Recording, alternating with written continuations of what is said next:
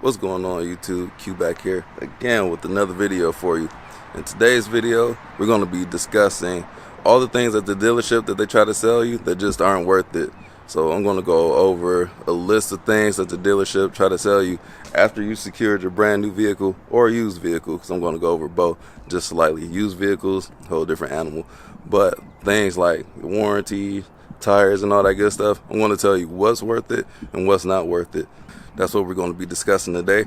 So before you leave, don't forget to like, comment, subscribe, hit the bell, browse the channel. Let's jump into today's video.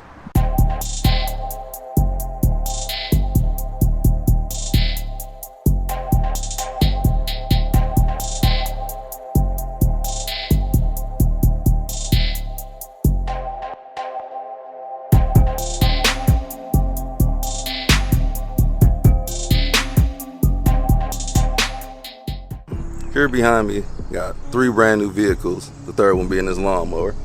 Just bought a lawnmower, gotta cut the grass. So, the first thing I want to be discussing is the warranty. So, all 3 of these have the option to buy the brand new warranty. So, the 2 cars, they got the GM warranty, the official GM warranty that you buy from the dealership, where you can extend that to about 7, 8 years. I forget which one, 6, 7, 8 years. They might have plans for different ones. Sometimes that's negotiable. So the lawnmower, bypass the warranty. Both of these cars, I bypassed the warranty. And the reason is, these cars, this lawnmower, Honda is basically an engine company. They're good at engines. That would probably be the thing that would be most likely to fail on the lawnmower. And everything else that I can fix, I'll just pay out of pocket. The vehicles, GMs, small block V8s, those are relatively reliable. So I don't keep my cars that long, and I'm not buying a warranty for that car. The Blazer, it's a lease. Don't have to worry about the warranty like that. But I did get one thing on the Blazer, but I'll get to that in just a second. Used cars, completely different animal. So new cars, I would get an extended warranty if you plan on keeping the car until the wheels fall off. If you have like a Honda, Toyota, not so much on those vehicles. But if you have like a BMW, Audi, definitely like Audi Care, you pay for that and it takes care of like certain maintenance and certain requirements that need to be fixed in the future. You prepay for that. So cars like that where you don't know the reliability, like BMW, they're known for their inline 6s. If you buy a twin turbo V8 BMW, those are costly, so you want to be covered under that. So if you have something like let's see who makes something that they're not generally known for. Let's pick on Mopar with Chrysler.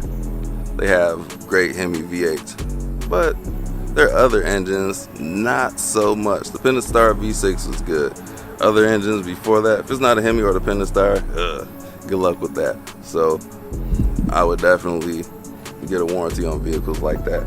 So, and used cars. Some of those just aren't worth their weight in the paper that they're written on. Like I had one, I bought a 2004 Acura, had an extended warranty, bought it used, and then I was thinking to myself, wait a minute, I bought an Acura, which is a Honda product. These things are generally reliable, and that thing was like $2,000, and they get you at the finance guy in the office. And this is when I was inexperienced at buying cars, so I paid for it, and I got home like, I bought this car to be reliable, it's an Acura. So tried to cancel that. The dealership gave me the runarounds. This dealership was an hour away from me. I had to physically go there, angry. They took care of it for me. Hated that I had to show face, but it is what it is when you don't do stuff over the phone that you can. That's what you get, an angry customer. So got that taken care of. I got my refund of the prorated amount, so that money came back to me. Most of it came back to me because I canceled that fairly quickly. And the dealership, they get rewarded compensation for selling these things to you. So I don't know, you just got to be smart about it. If you are buying a used car, if you're buying like a used BMW, bless your heart, just save the money on the side, because those warranties, they can deny your warranty if they say like, oh, that was an underlying issue, warranty denied. So you just wasted your money on the warranty protecting the car that you tried to do your due diligence, but they deny your warranty anyway. So be sure, like if you're buying a car from a company, make sure it's something that is reliable. But if it's not a reliable car, buy the warranty, do your research on the warranty. The only one I can think of off the top of my head where I've heard decent reviews is the fidelity warranty. So do your due diligence, do heavy research on that, and protect yourself. All right, so the next thing I want to talk about are the tire warranties. A lot of people say don't get those, but I say it depends on where you live. I personally didn't get it on my Camaro, which I could have. Those tires are very expensive, but my wife, she got it on her Blazer. And being around, it depends on the area. There's always construction going on. The roads are terrible here. They're always crumbling. We had to use that tire warranty already, and we only had this thing about a year, so it's worth it in that fashion. Had a giant screw in the tire. The thing was down to 10 psi, and took it to the dealership, replaced the tire for free. That was that. It was worth it to me, and that was just the one-time use. So, and these things, some of these things are negotiable, like the used car warranty. Those are heavily negotiable. It was $4,000 at first when they brought it to my attention on the news car. So I was like, oh well. I'm like, nah, that's too much. Like, how about $3,000? I'm like, no, $2,000. It's highly profitable for them. So do your due diligence. Like, some of them are negotiable, so just be mindful of that. But that tire package, it depends on your case.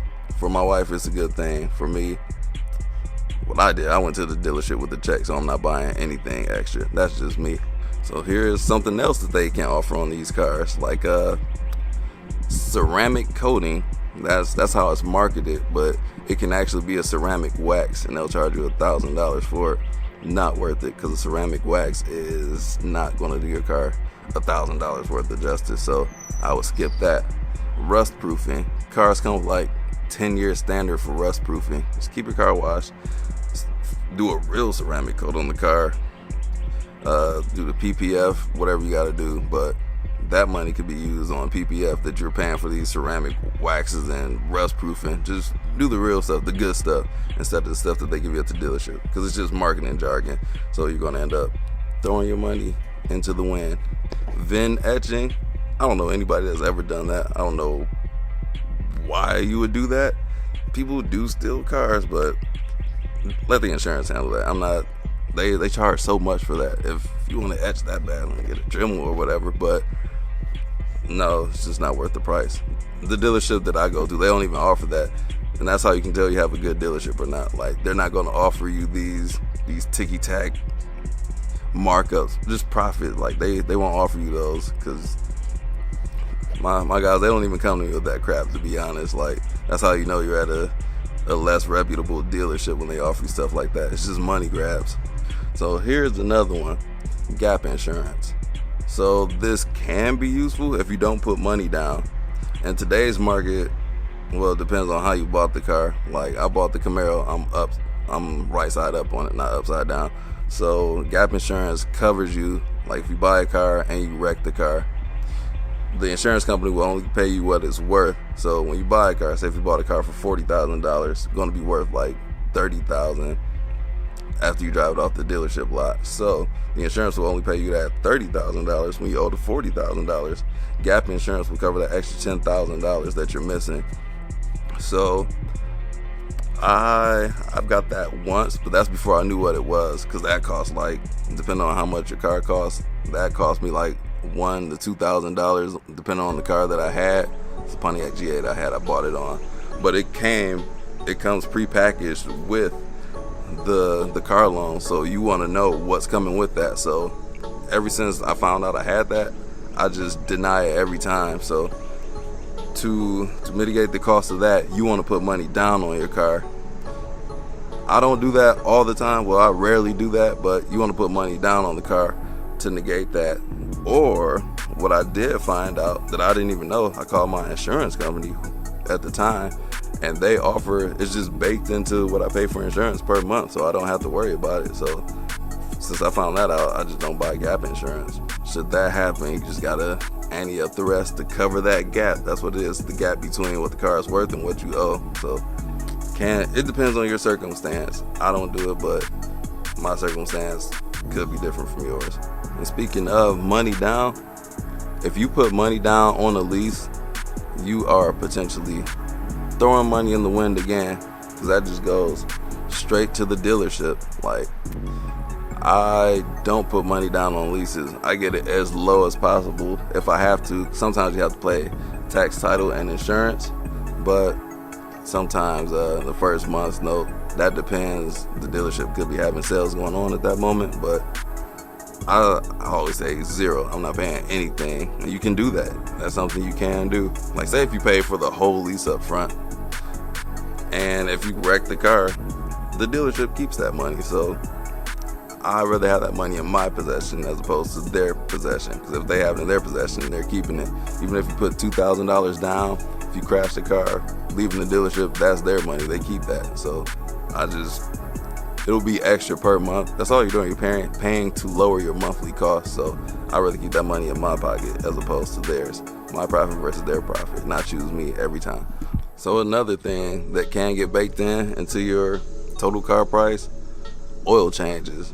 And oil changes are rather inexpensive, so I bypass that. They offered that for me on my car, but I'm like, either I can do it myself or it's not that much more. Like, that's something I'll just rather, I don't have to go to the dealership to get the oil changes. I can go to a Valvoline or wherever. Like, oil change is very basic, and I don't want to pay up front. And I know people that just get free oil changes for a few years. Like, they just throw it in for them. Like, oh, you bought a car from me? Free oil changes for the next couple years, 3 years. Chevy, the first oil change is free. I know some companies, they just do free maintenance for the first 2 years. I think Toyota does that. So be mindful about that. It helps a little bit, but I'm not paying up front for oil changes. That's just me personally. The final thing I want to discuss, not to pay more for it than you need to at the dealership. It's all these fees, all these extras. That's the car itself. Like, don't overpay for a car that you don't want to overpay for. Like, these prices are insane right now. And thankfully, I was able to get this car for under MSRP, and I got a deal on this Blazer during the pandemic. But that's not always the case. Like, I see a lot of cars. A car that I really wanted, Honda Civic Type R, those things are going for as high as 50 grand. I'm like, dude, it's still a Civic. Sticker is 38K. Used, I've seen them for like 45 and up. I'm like, that just doesn't make sense. So I choose to hold off. Just don't get, I want to say, don't get taken advantage of on the car price. Because once things go back to normal, which they will, not sure when, but they will, you're going to be so far upside down on these cars that, like, even my car, used a couple years ago, these things were like 50K for like a 2-year-old 20,000 mile example. Now the same car is going for like $70,000 plus. So it's, when things normalize, you don't want to be that far upside down, because you'll be keeping that thing and upside down for the duration that you own that vehicle. So be mindful of that. That's all I want to leave you guys with. Me, I generally just don't buy anything they're offering. I come in, finance for the price of the vehicle. That's all I plan on spending. Everything else, I'm not doing it. I understand it's a business. They got to make money. Some things can be beneficial.